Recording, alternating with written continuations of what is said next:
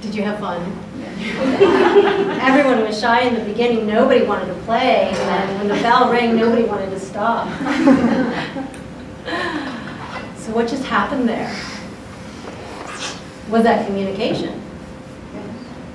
Did you need words? So what faculty were you using to be able to communicate? Sight. Sight, yeah. Facial expressions. Facial expressions, yeah. Movement. Movement. Mm-hmm.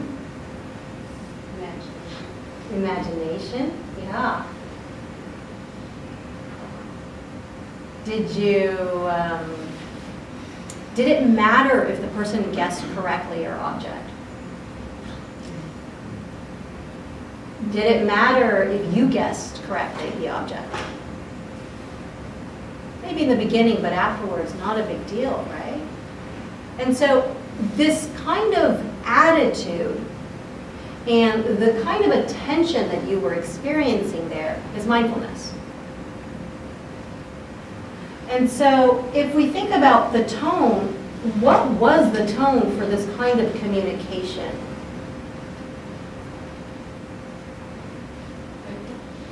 Say again? Playful. It was playful. Yeah, it was really playful, right? It was open. Receptive. Yeah, very receptive. What else? What were some other flavors to the tone or the attitude of Friendship. Say again? Kind of friendship. Yeah, it was friendly. It was friendly. Did it feel safe? Yeah. Even if you didn't know the other person? Yeah, right? And so these are really important qualities of communication because it allows us to be able to come out fully. And then how about the quality of your attention? What was the quality of your attention like? Were you distracted? No. No. Was there a lot of effort? Maybe a little bit. Did it feel like work? It didn't, right? So again, this quality of attention that we're talking about when we're talking about mindfulness is that we naturally have. It's not something we need to work at. And really, it's a quality of attention that comes into being. There's a stability, there's an interest, there's a focus that comes about naturally when we are engaged, when we feel safe, when we're interested in what's happening, right? And so how many of you felt actually more connected to the person you were playing with by the end of this interaction? Right? Yeah, and it was kind of a surprise, right? It's a delightful, easy connection that happens. Can you imagine if that's how our communication was? Is there a possibility for communication to be this way? Even through challenging conversations? I'm going to say yes, right? It's a training, but I'm going to say yes. And I would say that the container or the view or the perspective that we're coming at when we are talking about mindful communication is what you just experienced, right? Is that of receptivity, of interest, without any assumptions. And if you notice also through this activity, there was no outcome. Right? Whereas if you think about our usual conversations, we generally are already going into it with assumptions and already going into it with expected outcome. And so how does that go? In that sense, there is a rigidity, there is a loss of fluidity, there's a loss of creativity, and for the most part, we're not completely present because we're not meeting each moment as they arise because we already have an agenda. Does that kind of make sense? And so I wanted to talk about why it would be important for us to bring mindfulness or awareness into our communication. Right? Communication is an incredibly powerful strategy that we use as humans. It's a strategy for us to be able to express what's going on inside for us to the outside world. Right? It's a connector, if you will. And not only that, what we transmit to one person or to another person, we don't know what the ripple out effects of that transmission is. Right? Think about something that goes viral on the internet, for example. Okay? So that, in a sense, there's a responsibility for what it is that we communicate because we don't know what the impact is going to be. And oftentimes, communication, as we transmit information and people agree, starts to build core beliefs in our society or starts to become the basis for a shared reality. And we know that words can catalyze actions. Words can be used as weapons, or words can be used for healing. I'm sure we've all experienced this in terms of just saying something that might have even been harmless, but at the wrong time, and the impact that that has. Or to be able, with a single gesture, offer comfort and reassurance to someone in need. Right? So incredibly a powerful place. And so, in a sense, having mindfulness in our communication allows us to have more intentionality in how we show up in the world. Right? And if you think about how we often communicate, are we always aware of our communication? Are we always mindful? I mean, forget mindful, let's just say even aware. You've never had one of these moments with, one of these moments with your friends? Right, that you get together, you don't even know what you're talking about anymore, right? It's just like, rah, rah, rah, rah, rah, rah, rah. And it could be incredibly satisfying, but at some point, do you even remember what happened, right? And so I'm going to go backwards here. I really like this. I found this on the internet, and I was thinking about the ethics, because this is a really rich place of exploration, which is, can we bring awareness into what we say, and can we have more intentionality if there is potential for so much impact? And this is an acronym that I found, and before speaking, wait. Meaning, understand before the words tumble out of your mouths. What am I trying to say? What's my objective? What's my intention? And can I remember that in the conversation so I can keep coming back to that? Right? So this is also very much a mindfulness practice, right? We set an intention, and if we get distracted, we come back to it. Okay? And then I love the guidelines here is what I'm saying true. And you might be thinking, well, obviously what I'm saying is true. I'm not a liar. But are we omitting? Are we exaggerating? What are our tendencies if we really pay attention to what we do when we're in speech? Is it helpful? Is it informative? And I really like the fourth one. Is it necessary? And is it kind? So the question is, how aware are we when we're communicating? This is a very rich place of exploration because we spend most of our waking hours communicating. Are we even intentional about what we're saying? Or do we become aware after we've said something? What motivates us to speak? Are we uncomfortable with silence? Or do we prefer silence? Are we wanting attention in this moment? Am I wanting to seem intelligent, be perceived as interesting?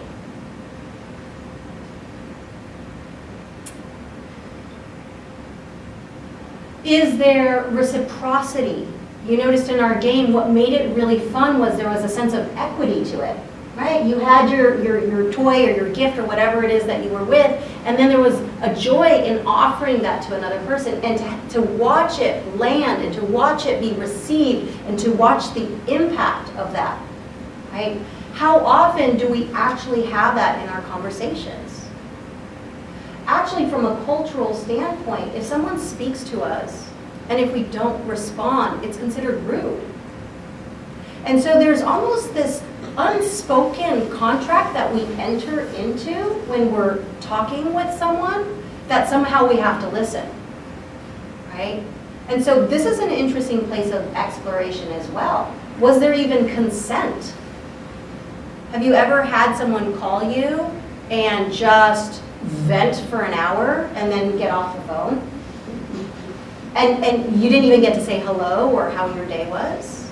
Was there consent, or is there just this automatic assumption that if you're my friend or if you love me, you got to listen to me no matter what, right? And so these are, again, things to start bringing some attention to and questioning when we are engaged in communication, because it's not necessarily an agreement.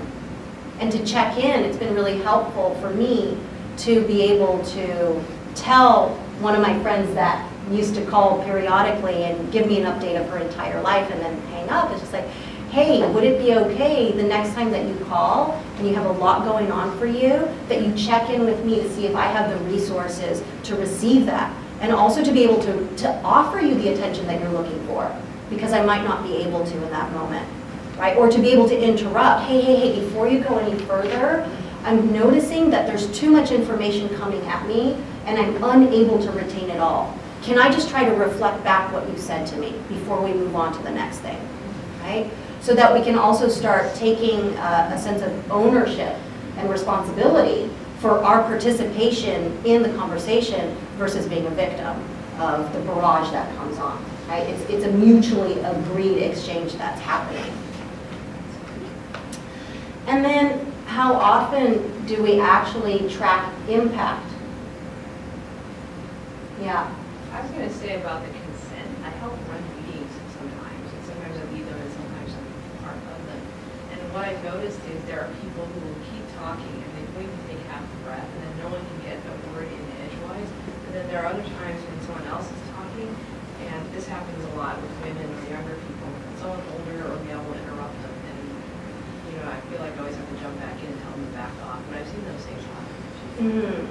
Were you able to hear what she said? No. Would you be willing to say it a little bit louder? Or I can paraphrase it. Oh, okay, sure. So I've led meetings and I've been part of meetings, and what I've noticed a lot is people tend to talk a lot, some people, and then they don't let anyone get in a word edgewise, so then I have to jump in and tell them to stop and see if there are any questions or anyone has comments. And then the other thing I often see are younger people or people who are women, for instance, will get cut off by people who are older or who are male, for instance, or who are senior, and then I have to jump in again and interrupt them and try to let that person talk. And sometimes I'm comfortable doing that, other times I have to force myself to do that because I'm not necessarily the leader in that group, but I've seen that happen a lot. Yeah. How many of you guys have witnessed something similar like that? Yeah, and then the question is, have we ever been trained in communication? Maybe a little bit in school, but even today, what's our school system is you're talked at, right, by the teacher. So there isn't this reciprocity, there isn't this invitation where it's a back and forth. Yeah, absolutely, it happens, yeah. I was in a situation about 3 or 4 weeks ago, and sort of corresponded to what you're talking about here. I organized a meeting where I had about 10 people coming in, people who had been all part of a large event, and we wanted to get feedback from all people so that we could produce like a post-mortem document for the event. And what I did was, and I told people in advance that I was going to give them 3 minutes to go over the highlights of what they did. And we didn't just go straight in order, but we kind of went back and forth.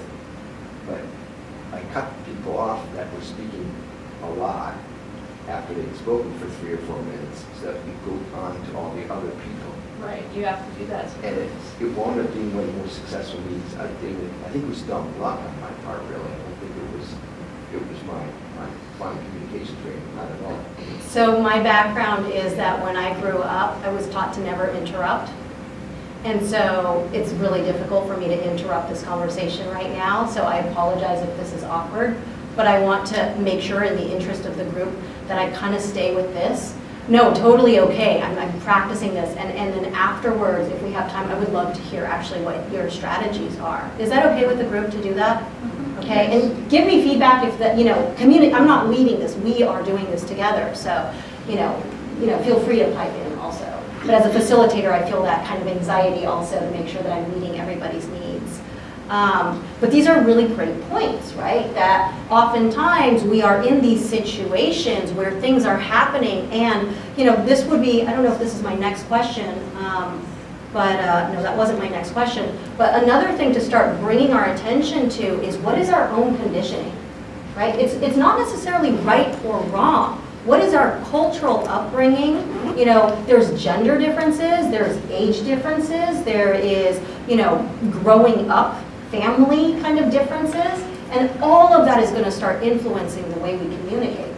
And the idea with mindful communication is that we're able to come fully to the table and express ourselves without losing sight of what's happening around us. So the impact portion is really important as well. And in order to do this, one of the things that worked with the game for us to understand what was actually happening was that there needed to be slowing down. There needed to have pauses. It wasn't just a throw the gift back and forth, right? We were checking for understanding before it was coming back our way. And oftentimes, this is something that doesn't happen in communication because we are so set on our agenda or what it is that we want to say that we miss out on this important aspect of the exchange. And oftentimes when we think about communicating, we think about talking.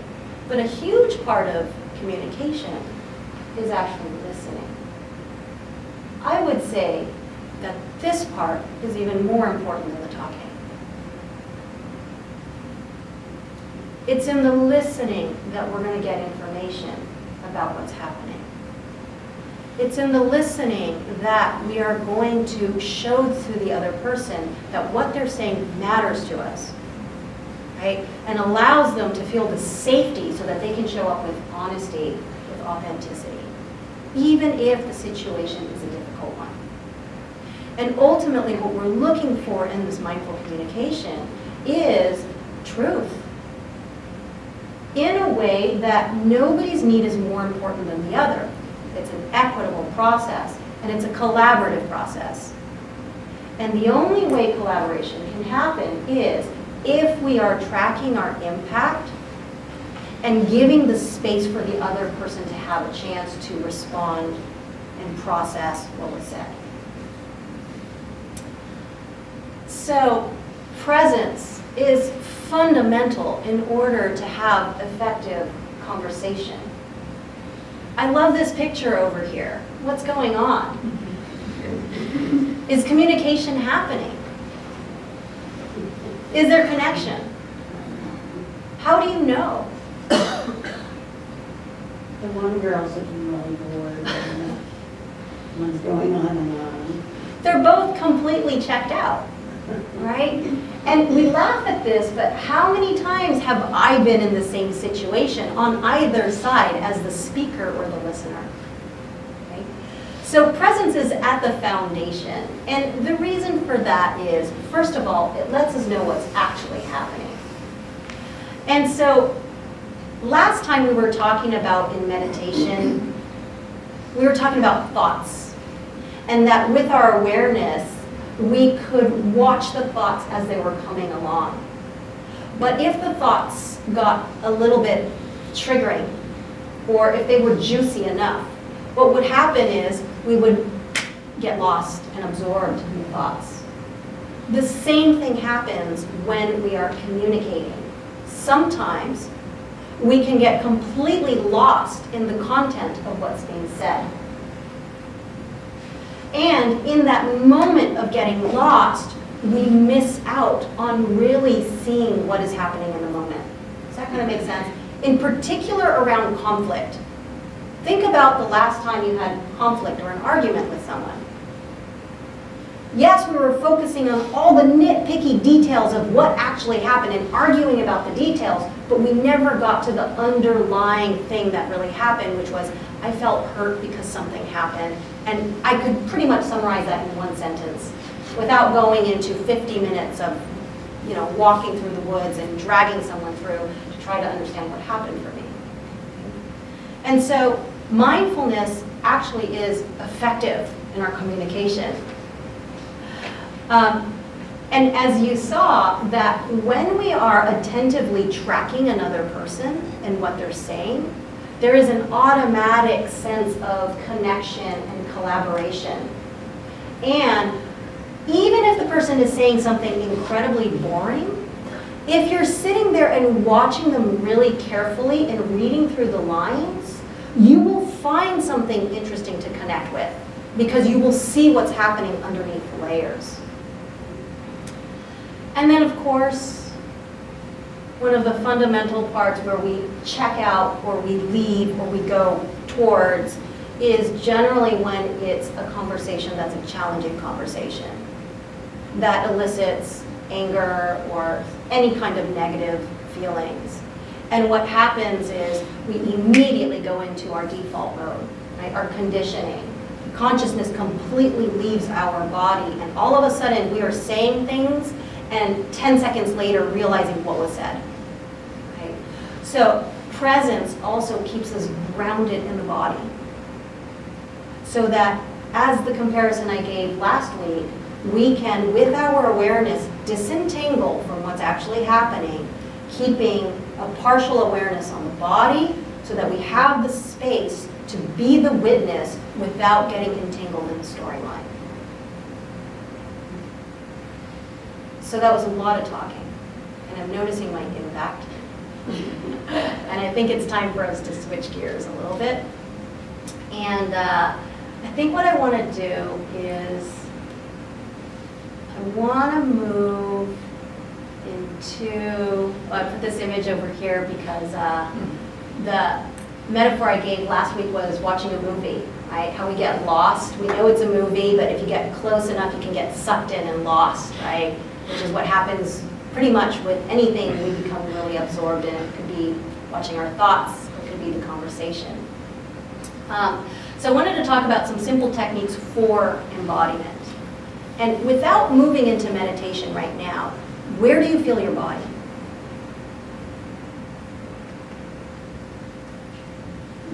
You don't have to answer it, but is your awareness there right now? For me, it's my one foot that's pointing on the ground and touching. There's a lot of pressure there. Can you feel some part of your body right now that is accessible to you? Yeah? Okay. So maybe what we'll do, let me see what time it is let's go into a practice where you are with someone, so you can pick a new partner. And what I'd like you to do is I would like you to pick a place in your body that you can feel, even if you're listening or speaking. So you need a moment with us right now. Raise your hand if you can feel some part of your body.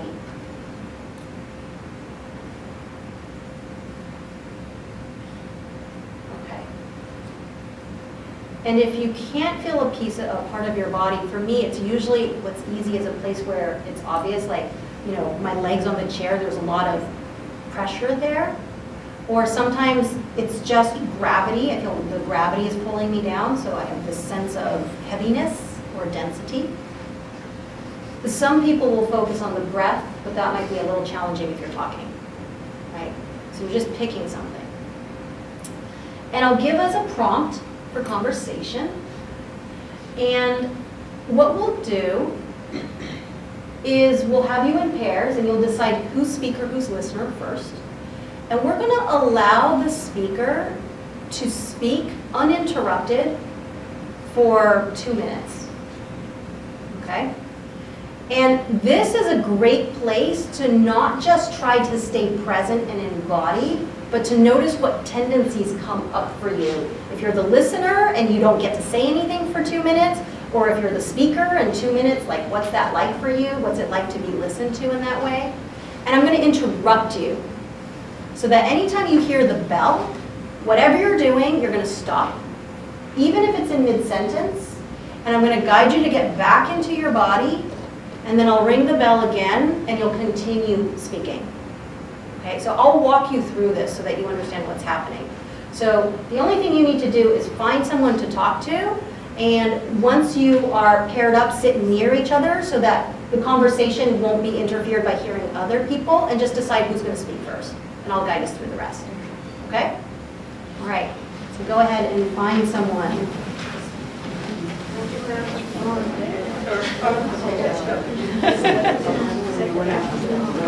He's a new partner. You want to try?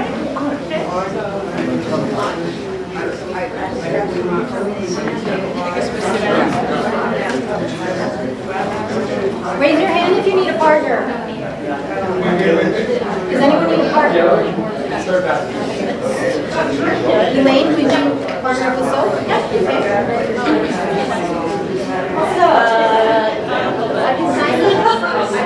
Yeah, so if I can have you guys quiet just for a second so I can give you the instructions.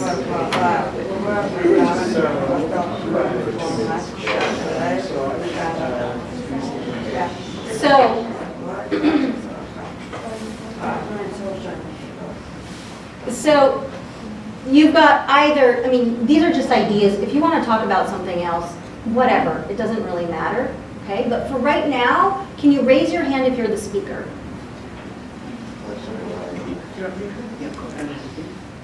Yeah? Okay, so we know who the speaker is. Okay. So both parties, what I'd like you to do for a moment is I'd like you to go inwards. Return back to your body. So, you know, just really informally, if it helps, close your eyes.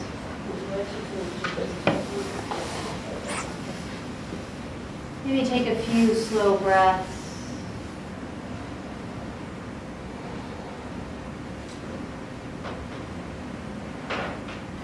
And let your awareness start to descend into the body.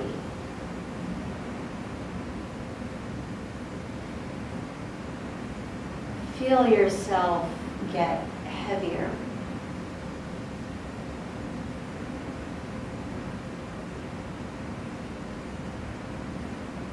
Let this be the baseline for embodiment.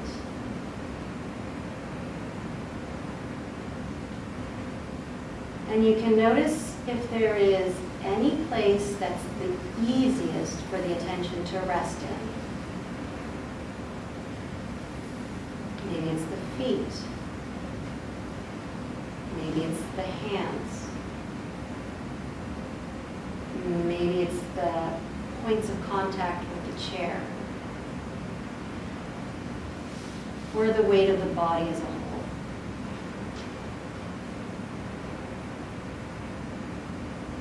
So slowly opening your eyes, and I'll ring the bell, and when I ring the bell, the speaker can begin.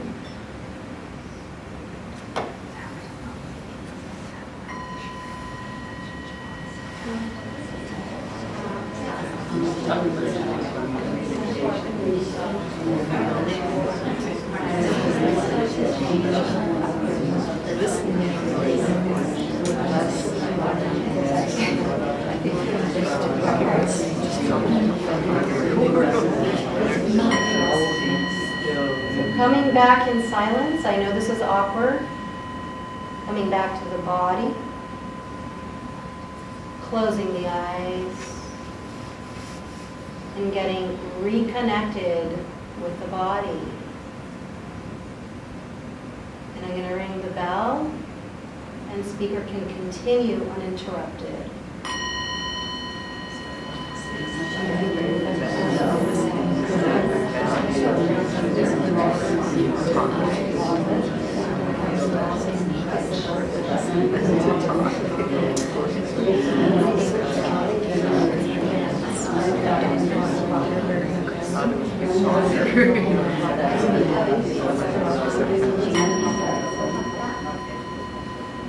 Coming back to the body, letting the energy return to yourself,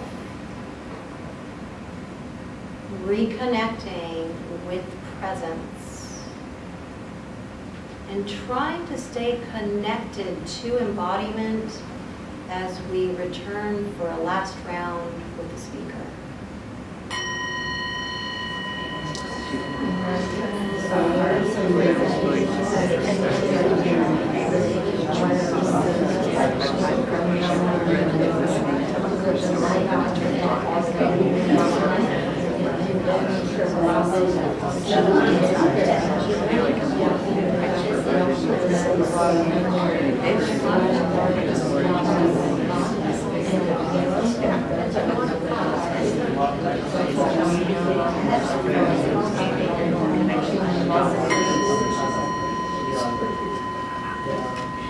So noticing what happens to you when you're interrupted. Let that land in the body too, the sensation of that. And what's it like to have to let go of what you were just saying? To not have a completion. This is an important training because this is teaching us to let go of what we want to say.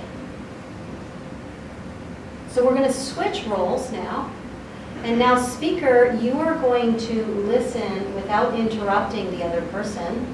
Other person, you can choose if you want to follow the prompt or if you want to talk about whatever you want. It doesn't matter. Let's start off by just going back into the body. Okay, so just for a moment, maybe taking a few slow breaths.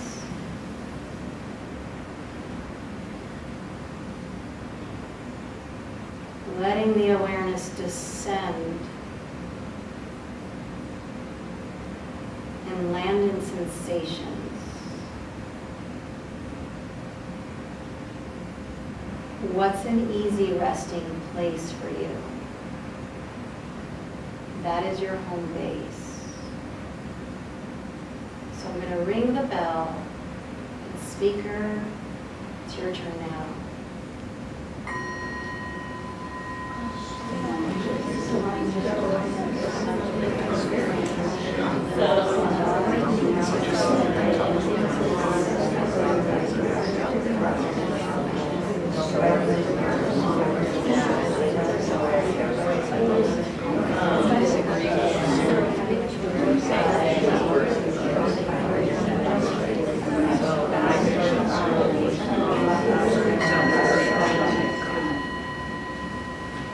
Again, noticing the sensations of being interrupted, letting the awareness fall back into the body, regrounding, and continuing.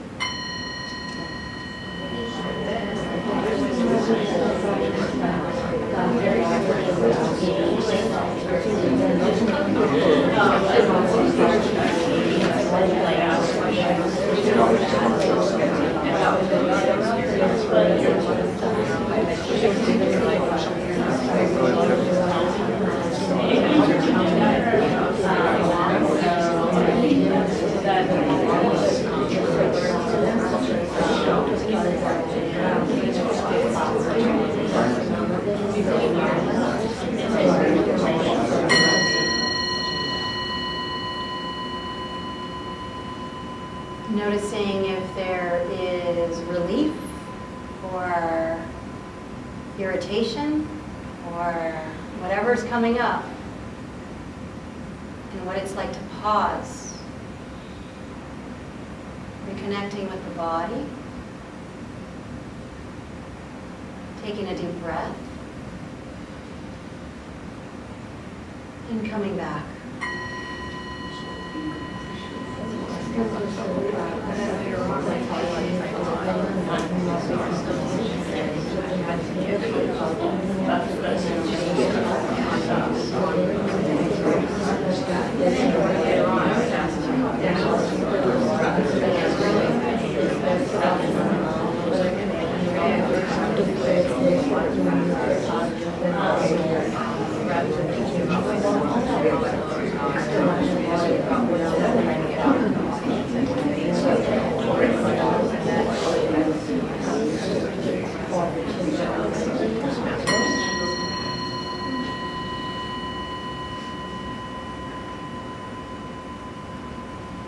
So letting yourself settle back, reconnect. And now what we're going to do is it's going to be unstructured talking, meaning there will be no bell. There will be no turn. You will negotiate that aspect while trying to stay connected and grounded in the body. And just notice what that's like to just stay connected and navigate the complexity of the ping-ponging that happens in conversation. And we'll make the topic a debrief of what you just experienced. What was it like for you? So ring the bell.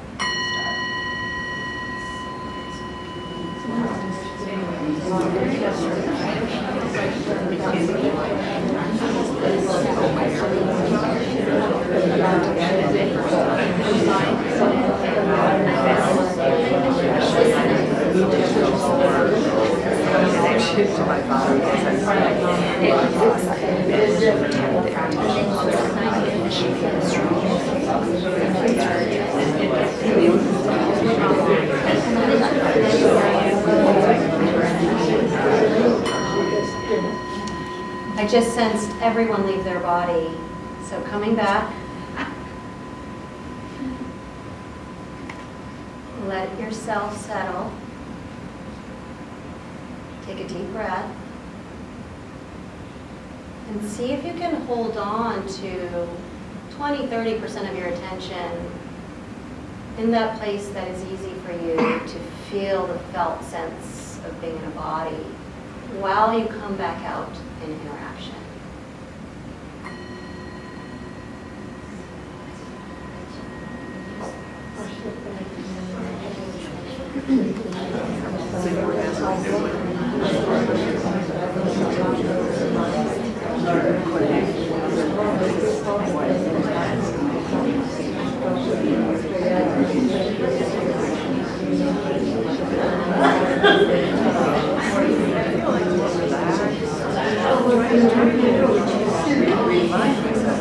Physical, like his legs, and so it's kind of like having this outer space.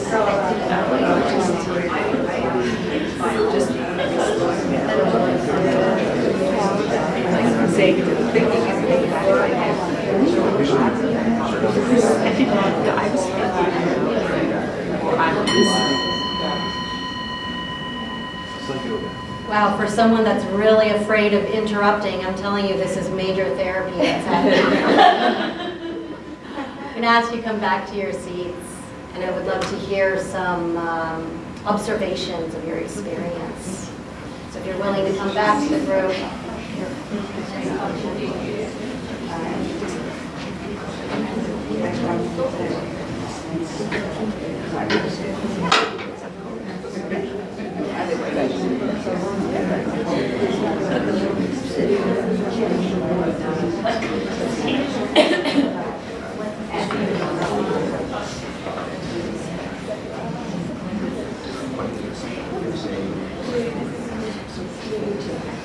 So I just want to acknowledge how awkward it is to be interrupted and how frustrating it is to not get to finish what you're saying. And there is an intention around this also, is to notice how easily fixated we become on being able to follow through with what we plan to do, right? And it's exactly this fixation of wanting to be able to finish or get through that runs over what's actually happening in the moment. And that what we're looking for is flexibility, meaning that we are able to let go of our own agenda of needing to express ourselves fully. And I'm not saying that that's always appropriate, sometimes it's not. But are we willing to let go just a little bit to see the bigger picture? And at the end of the day, how important really is what it was that we had to say? And how much more of it was an emotional drive of wanting to be heard or wanting to be seen? Which are all okay things also. But again, what we're trying to do is we're trying to bring more awareness into our experience. That the more identified that we become with what we're doing, the more the ego becomes involved, the harder it is to actually have a mindful moment. We're operating in a very narrow way, and we're missing the richness, the fluidity, the creativity, the learning that can happen from actually being in listening. Okay? So I just wanted to point that one out. but I'm dying to hear, what did you notice? We can just start off with, what was easier to stay present when you were listening or speaking? How many felt that it was easier to stay present when you were listening? Raise your hand. You can look around the room so you get some data. How many of you felt that it was easier to stay present when you were speaking? Okay, so noticing what your preferences are or your tendencies are interesting. And I'm really curious, for those of you that felt that it was easier to stay present when you were listening, do you tend to generally be more of a listener than a speaker? Yes. Right? And for those of you that felt more present or embodied as a speaker, are you generally more comfortable as a speaker than a listener? And it doesn't always match up, but again, we're just investigating here where our tendencies are. What did you notice helped you stay present?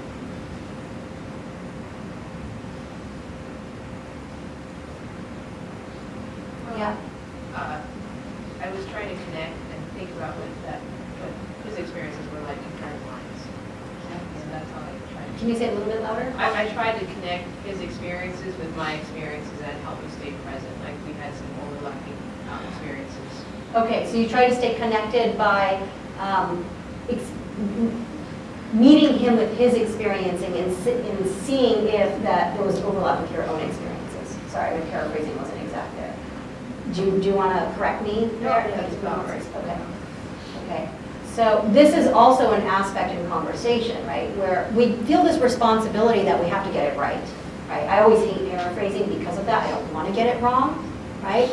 But actually, by paraphrasing wrong, I'm going to get the information, and the other person is going to feel more heard because I'm actually trying to tell back what I heard, and it shows that I'm interested actually in what you have to say. Right? Any other observations? What helped you stay present? Yeah. My place that I was grounded to was the breathing. Mm-hmm. And so because of that, my body was relaxed. And as my body was relaxed, I felt like I was more receptive. And that opened it opened a space to be able to share, I think. And it felt comfortable. I felt like I was completely in myself Yeah. and yet connected. Were you able to hear her? Right, that for you the breath really worked, and that by being in the breath that was had a relaxing effect on your body, which offered an openness to really be with the experience. Great, thanks. Any other discoveries? What helped you stay connected? Yeah. When I listened, I started drawing a picture in my mind as I hear. Yes. Great. Great. It's a great technique. Yeah.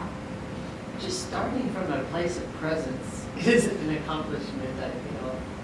Normally it's kind of mindless chatter. Mm-hmm. So just starting in from calm, like you said, breath, feeling relaxed. And it's easier to maintain that throughout the speaking Yeah. or listening. Yeah, right. So having some intentionality about starting with presence helps. At the beginning, starting there. Great. Elaine?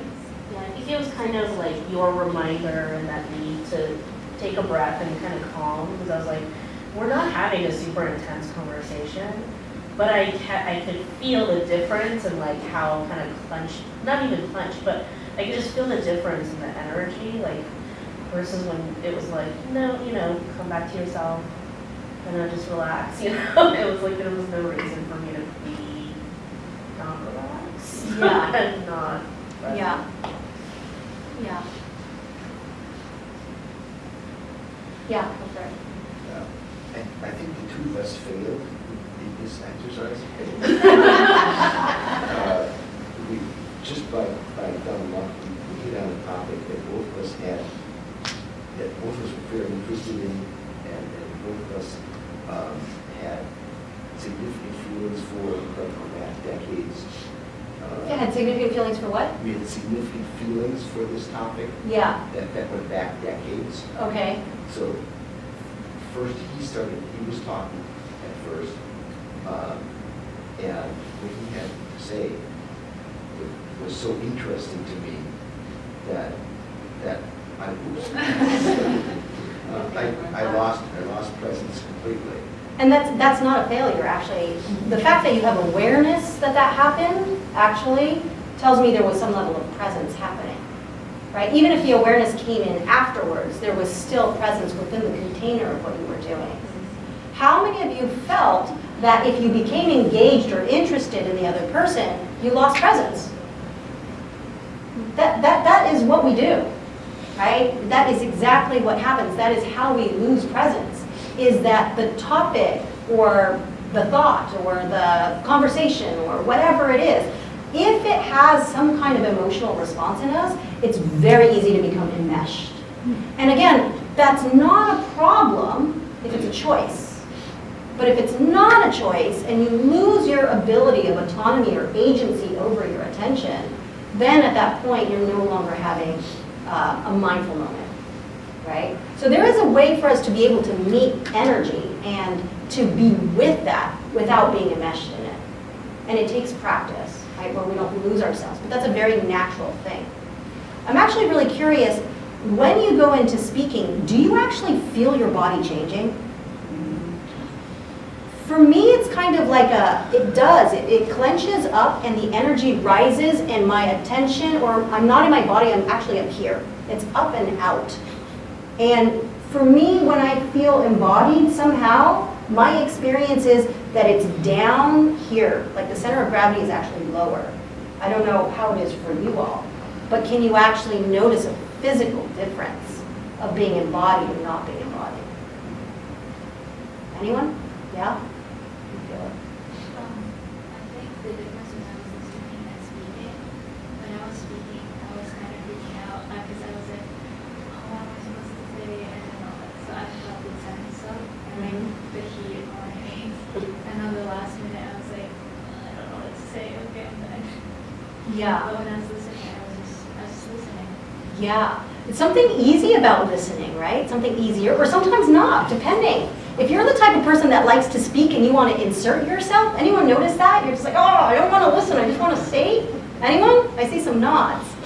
And then for some other, like for myself, I would just rather just be in listening, because to me it's not responsibility. I'm just, I don't have to guide us anywhere, right? Yeah. I felt something on the interruption. I don't know. I felt uneasy to go back. I felt like I lost track of what happened. Yeah. And I didn't like it. So that's how I felt on the interruption. Either way, listening or speaking. Yeah, yeah, that's great awareness right there. We're bringing awareness to all the parts, right? To the listening, to the speaking, to the interruption, so that's great. Yeah. I have a question for you about, you're trying to stay mindful here. I've been in situations where I'm sitting here and I'm listening to someone talk, but there's either two, I have to like almost listen at two levels. Like one level is what they're actually saying, and then another level I have to keep track of like the time, for instance, or the topic, or they're trying to say something and they're not really saying what they need to say, like there's something emotional. I'm trying to figure out on a counseling level how to get to that instead of what they're saying on the surface. So I was wondering if you had anything to say about that, like trying to listen at different levels.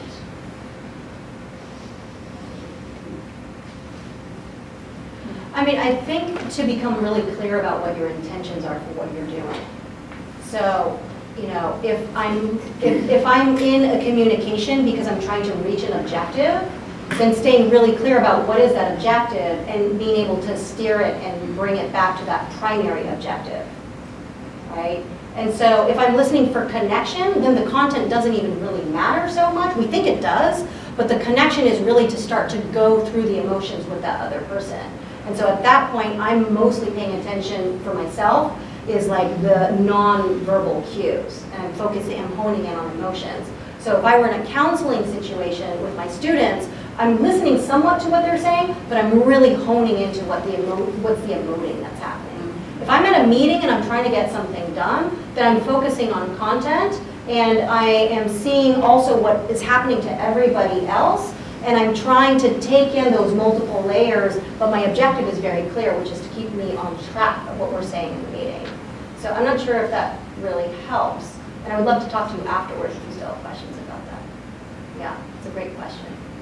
So you can see that navigating communication is pretty complex, right? It was much simpler when you're just like, I'm just speaker, or I'm just listener, but what happens when you're trying to navigate that on top of the actual action of speaking and listening, right? So it is an area that we don't think about, but if you actually were to be intentional about it, it's quite complex. So I want to move in, is that okay if I move on a little bit? I want to move on to a few more techniques because I want you to have time to practice it. And so a couple of other things that we can do to bring more presence is just to slow it down. When I said, I feel like the whole room has left the body, is when everybody started talking louder and faster. And I'm like, all right, it's time for the bell, right? So just slowing down allows us to be more intentional about the words, allows us to see the impact, allows us to have choice points between, am I the speaker or am I the listener now? Should I insert and say something or should I hold back?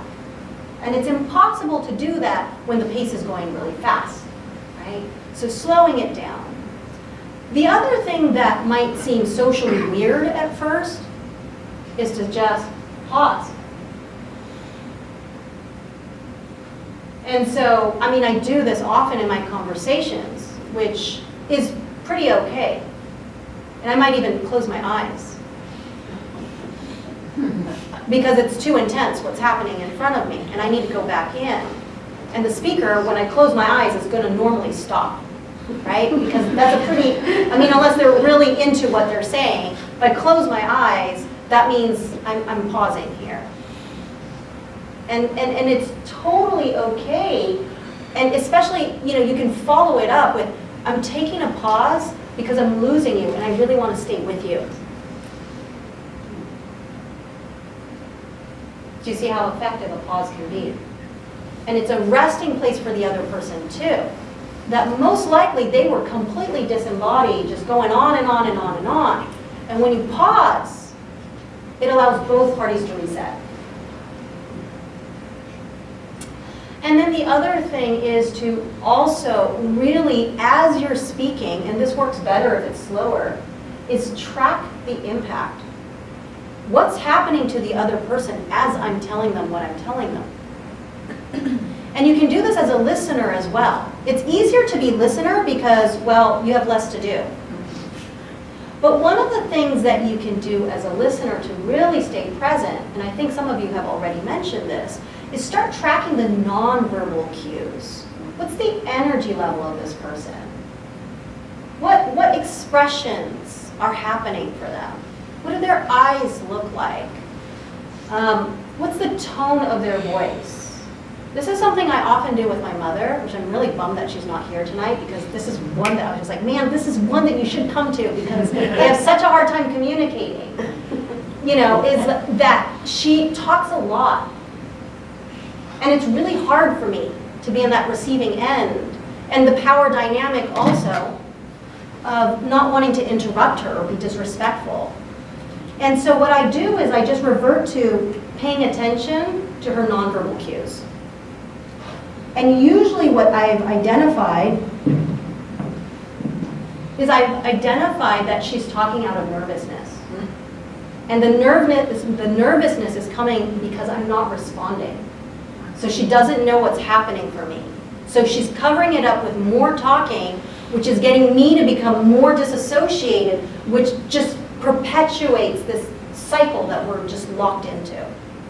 And so I've started to track her energy level and the nonverbal cues, and I'm able to go directly into it. Are you feeling nervous right now? And that cuts the storyline.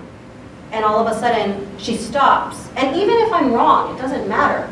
It gets her to check in with herself. Right? So as a listener, this is something you can offer. And the other thing that can be helpful is to start guessing at what is this person going through? What are they feeling? What's the emotion? And what's motivating them to be sharing what they're sharing with me? And something that I do with my mother is point blank, I'll just ask her, I'm really interested in why you're sharing the story with me. What's meaningful about it to you? Right? And so that you can cut directly into what is connecting about that conversation. Make sense? So, I'm going to ask you to find a new partner. I will not interrupt you as frequently. You can choose the same prompt as before if that was interesting to you, or you can talk about something that happened in your day or whatever. It doesn't really matter. I just put the prompts just to give people ideas so they don't freeze when it's time to speak. And you're going to decide once again who's listener, who's speaker. Speaker, you're going to practice slowing down. Try at least one pause and see what the impact is. And just see if you can notice what's happening for the other person. Okay? And then listener, it's up there what you're doing, right? So you're paying attention to what's happening beyond just the content that you're receiving. We'll do this for 2 minutes. I'll ring a bell, and then we'll switch. Okay? And again, of course, we're always staying anchored to the body, right? Both parties, both speaker and listener, you're staying with the body. Okay? So I'm going to give you a moment to find a new partner, and then I'll ring the bell so we can come back, and then we'll get started.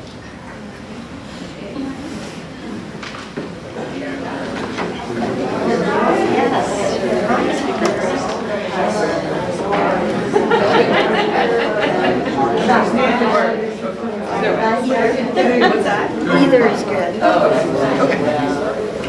I need a new test.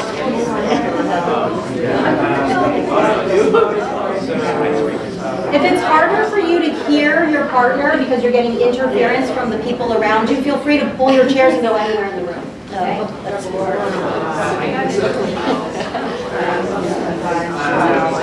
All right. Are we ready to start? We already started before. All right. I want us to go back. Come back to the body.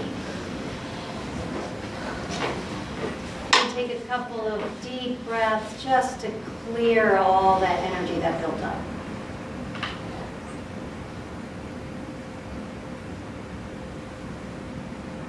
Let your awareness descend into the body. Feeling yourself getting heavier. And connecting with any sensation that might be the most available. Taking a deep breath and slowly opening your eyes. Speakers raising their hand for the speaker. Okay.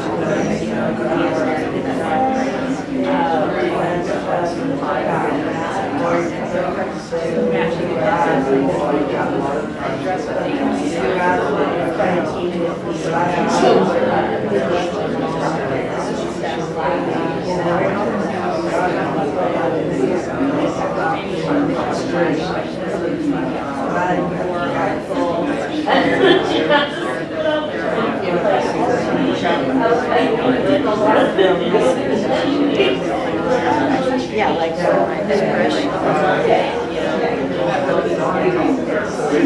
So we're trying to figure out how do you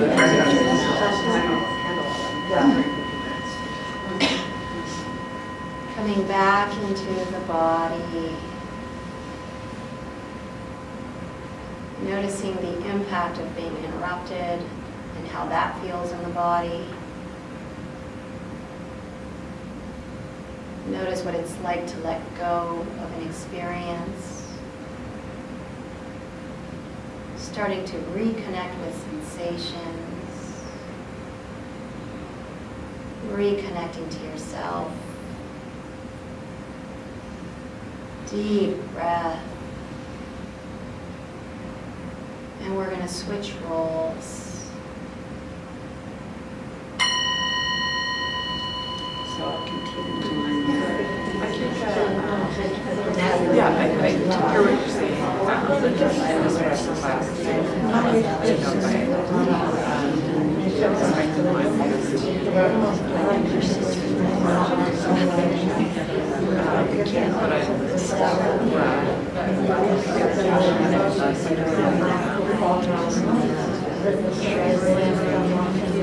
Jackson's always a certain amount of anxiety.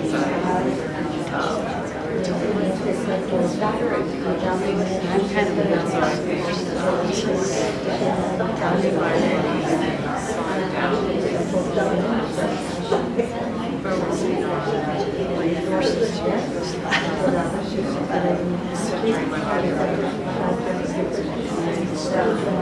so I think scale that I felt, or I said it, I felt meditation. I felt because I did so much. The other person was saying, just wanted to hear more of what they were saying. But I guess realizing having that awareness that I don't work anymore.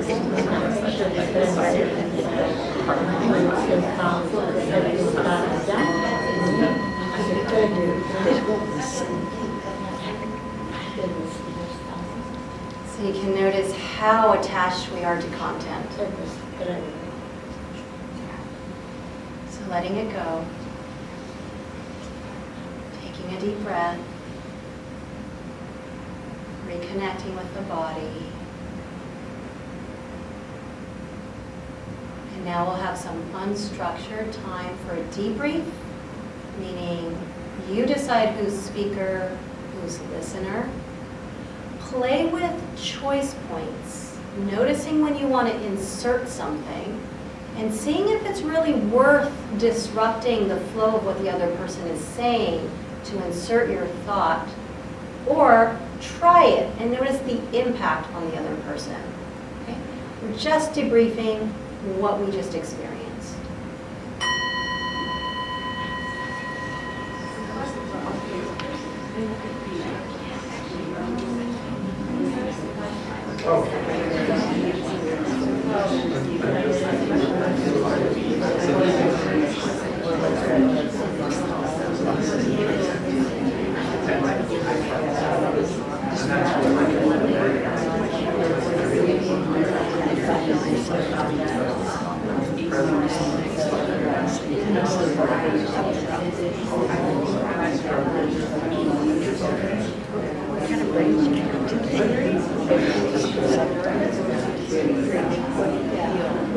Well, it's not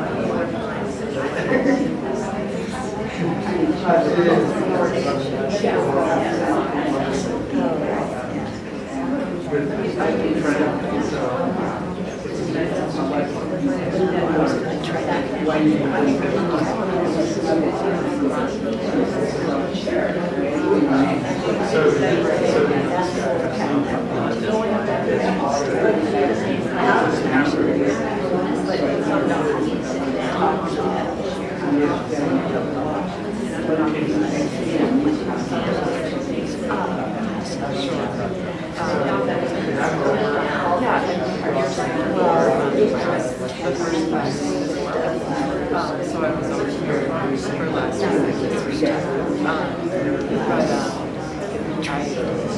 Yeah, like as I was saying earlier, I didn't realize how much your mindfulness plays into communication. I was just at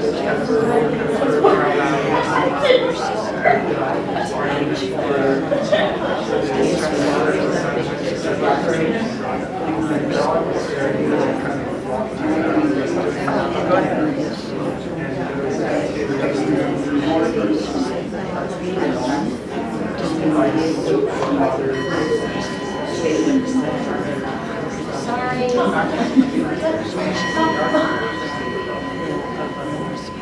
All right, and coming back to the group for a close.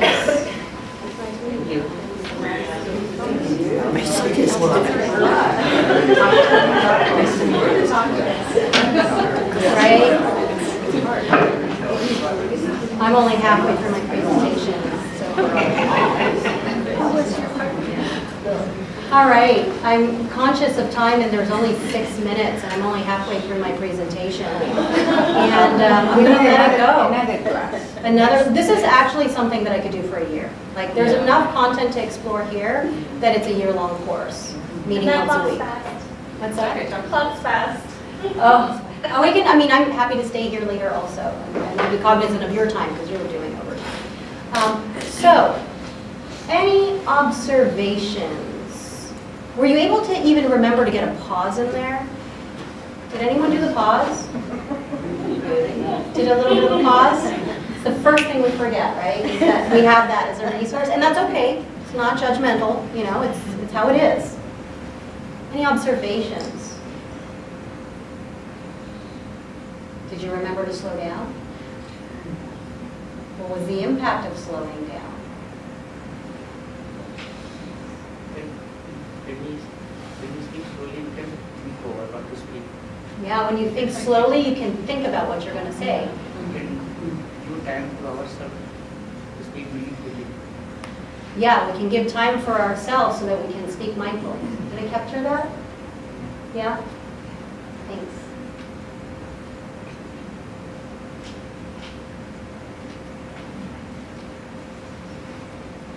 Do you feel complete?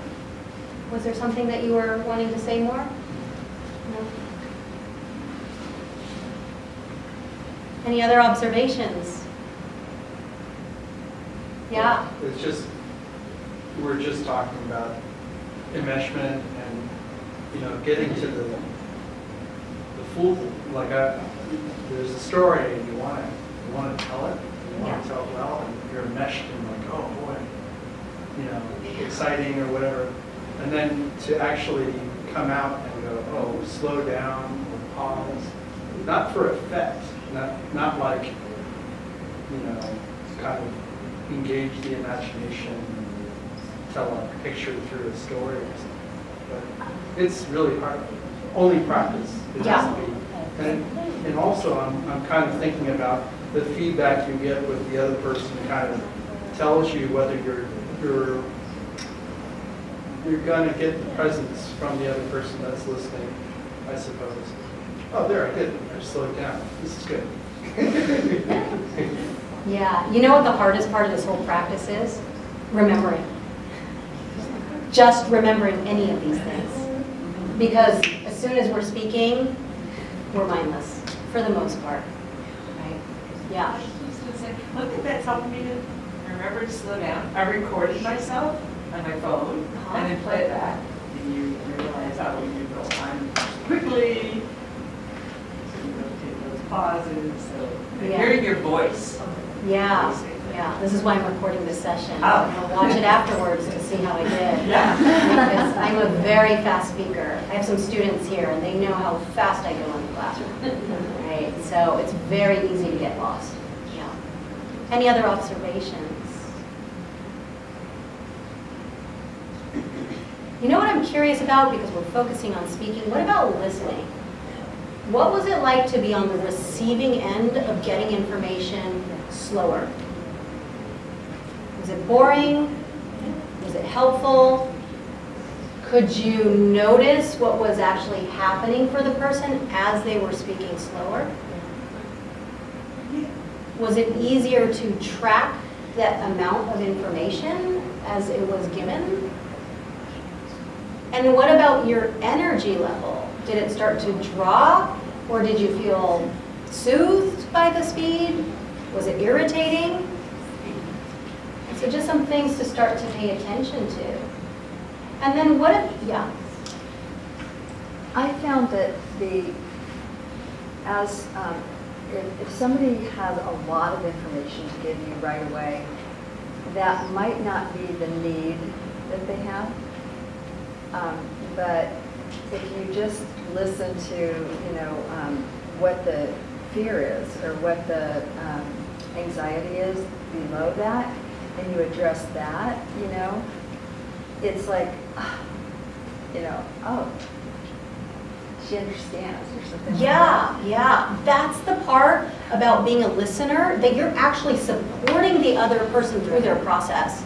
Not by telling them what they're feeling, but because they're in a different altered state as a speaker, you can really hone in onto what is happening for them and make some guesses. Not because you want to help them, but because you're genuinely interested in what's actually happening for that person.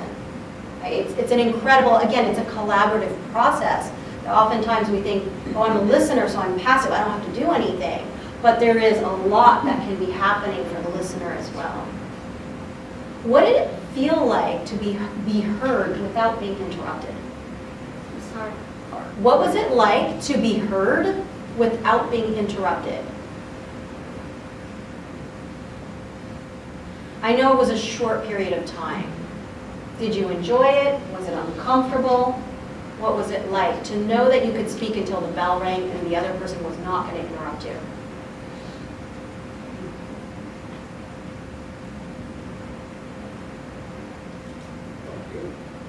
How many of you guys enjoyed actually being listened to? How many of you felt that with your partner, when they were trying to mindfully listen, you could actually tell the difference between usual listening? Were you able to pick up anything? And again, maybe the exercise was too short to do, but there's actually a really healing aspect about just listening. Not only are we getting a fuller picture of what's happening, but listening is actually offering love, if you think about it. I'm putting down my agenda, I'm putting down what I'm trying to do, and I'm open and I'm receiving you just as you are. I'm not trying to come up with a solution, I'm not trying to fix you, I'm not trying to help you, I'm holding back my impulses, and I'm just meeting you with presence, where you're at. The center of gravity stays with you. It doesn't need to be with me. That make sense? So I didn't get a chance to go into this, but empathy is such a fundamental part. It's actually mindful listening. Empathy is mindful listening. I'm setting down what I want, and it doesn't mean I'm agreeing with the other person. I might be fundamentally disagreeing with the strategy that they're using. But what I can do is, if I'm doing that bottom portion over there where I'm honing in on the feelings and emotions and motivations, what they're saying doesn't even matter, because most likely the speaker themselves don't even know what's happening for themselves. And I might have the ability to connect with that aspect of them and be in a place of compassion versus judgment. Does that kind of make sense? It's life altering. If we were to be more mindful in our communication, both in speech and in listening, we wouldn't have the problems we have today on this planet. We really wouldn't. And so I guess my parting words with you is, have fun with this exploration. And let it be a doorway into connection in your life. And let it be a place where you get to practice your ethics. And so that your speech and your listening is actually aligned with what your core values are. It's a beautiful way to show up in the world, and it's a beautiful thing to be modeling for children, for adults, for all people.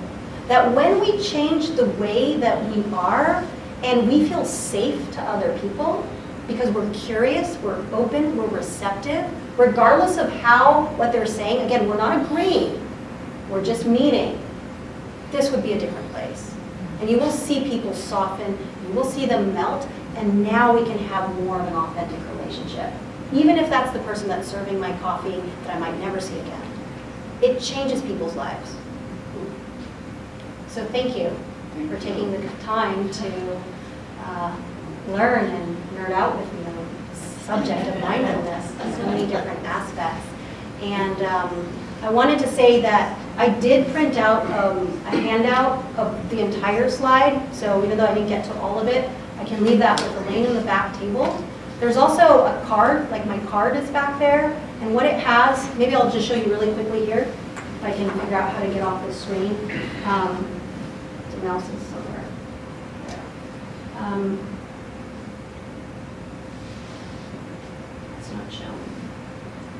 So that on the card, there is my website that I've created. And I, again, cannot find the mouse. But if you go to the resource tab, it just disappears. It's on 2 screens here. If you go to the resource tab and you go to downloadable materials, actually, I really want to find the mouse now. Can you guys see it anywhere? It's white on white. This is never going to happen. Anyway, if you click onto the downloadable materials, it has the slides, it has the handouts for all 3 weeks. And so you're welcome to explore that. Also under resources, if you scroll to the bottom, I have recordings. The recordings I do in my classroom for my students. So there's a lot of background coughing and people entering and leaving and things like that. But, you know, there's some guided meditations and, you know, my, I guess, activism is really that the more mindful we can all become, I think bit by bit, we can transform this into a world that, you know, is closer aligned to what everyone's true values are. Because I don't think our values are that different from one another. So thank you.